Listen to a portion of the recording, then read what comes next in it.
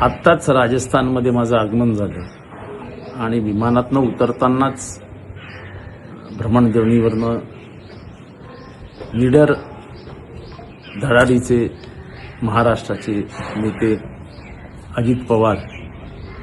अजितदादा पवार यांच्या अपघाती निधनाची दुःखद वार्ता कानावर पडली।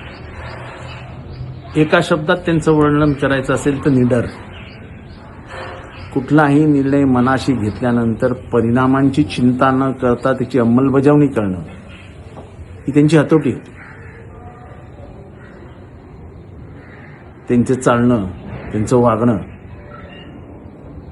हे राजकारणातल्या जी एक अशी बनलेली जी काही मोल्ड असतो त्याच्या बाहेरचा अजित पवार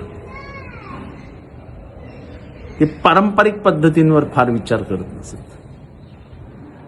मी 1990 सालापासून त्यांच्याबरोबर आहे। अर्थात मधला काही काळ जी परिस्थिती होती त्याच्यात आम्ही गेलो, पण तरी आपलेपणा कधी हरवला नाही।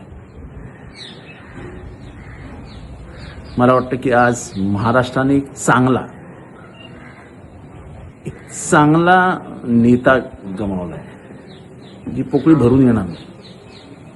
पण सर्वात मोठी हानी झाली आहे ती पवार कुटुंबियांची।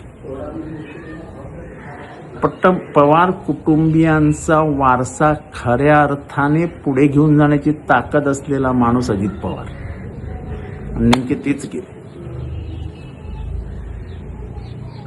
ही हानी पण भरून निघू शकत नाही।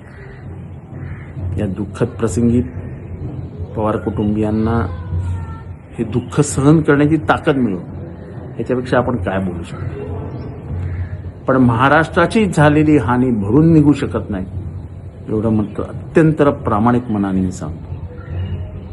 महाराष्ट्राची मोठी हानी झाली। देव या मृतात्म्यास शांती देऊ एवढीच प्रार्थना।